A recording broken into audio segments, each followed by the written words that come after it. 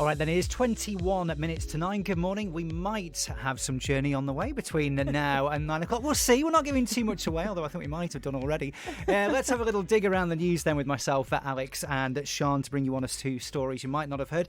Shall I start this morning? Oh, by the way, I did say yesterday about the Christmas Radio Times, and we were wondering when it might be on sale. I did say I'd find out. Saturday, the 7th of December, it will be on sale in some good shops and newsagents, and then available nationwide within the next few days. So that's a week this weekend? It is, isn't it? Yeah. So I always just love that moment because it's always thick. You go through and you have a look at all the different things. But my story this morning is non-entertainment related. Can you believe it? It's a bit of a departure for me this morning. The year 2035 might not mean anything to you right now, but by that year, more people will meet their partner online than offline if current trends continue.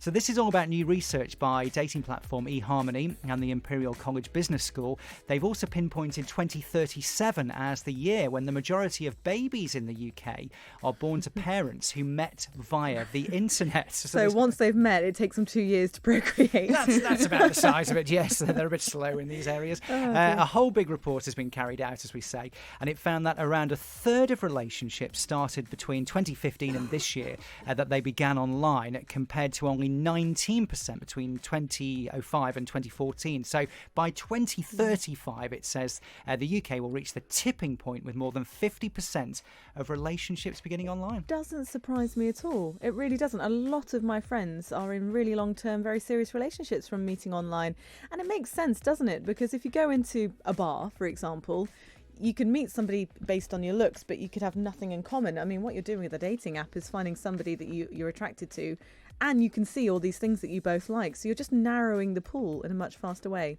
And I think in big cities, somebody was saying this the other day, that actually if you're sort of out in a big city, it's so difficult to meet somebody as opposed to perhaps here on the island where mutual friends can introduce you and that kind of thing. I think we are in a different position here. Also, they do things on certain apps now to meet friends. So if you are new to a city or an area, like you're saying, it's not just about dating anymore. You meet people, you meet friends, friendship groups that way too, which I think is a really nice way to do it. So the times they are changing. 2035 then, that will be the year. More people meeting their partner online than offline. What have you got for us this morning? Mine is film related, so I'm going back into entertainment because I get really excited. I'm one of these people, as you know, I'm a bit of a film buff, but I absolutely love the Oscars, or finding out who's in the contention for running and watching all the Oscar movies as quickly as possible.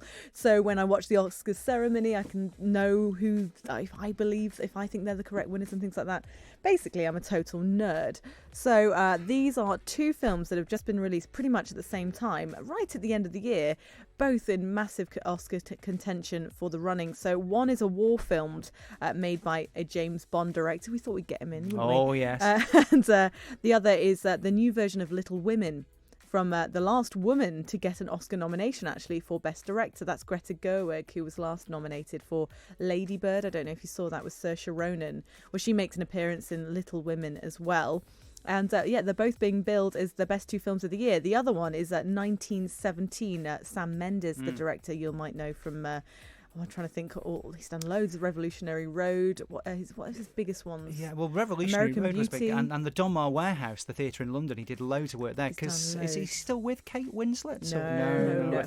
My goodness, they never are they? This is it. No. Sadly, they divorced, but they do have children together, I think. And yes, they were famously married, of course. But he's So these are the two new films to be looking out for, essentially. So it's 1917, really considered an Oscar night frontrunner. The Times has declared, and Little Women, the definitive adaptation, it's been said, of Little Women. Greta Gerwig, who's a major talent in American cinema, and any doubts that she have now been put to rest, say a lot of critics with this one. So I'm really looking forward to seeing these. Yeah, the Oscars, is it usually the end of sort of February? Roughly? It's around sort of beginning of springtime, usually March, I think, or February, March, yeah. Little Women, definitely piquing my interest. I would like to see that.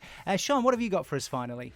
Well, we're getting to that time of year where if you buy Christmas presents for kids in your family, you might be looking at toys and things like that. So the Good Toy Guide has put together a list of basically the toys that are best value, that kids will actually play with, and the ones that are worst value, the ones that get played with for a day and then are never seen again. So For 2019, the worst investment is apparently something called a LOL surprise, which I have to admit, had to look it up. Well, apparently it's a doll. Right. Well, we're lolling at that. So yeah, also fidget spinners, Fortnite action figures, and pie face. Apparently very bad pie value. Faces. Oh really? Yeah, actually that doesn't surprise me. They come out at Christmas, these, don't they? Play with it once and then back in the box. Didn't like pie face. So what's the best then? The best value toy, Lego. Oh, that's nice. Yeah, that makes sense.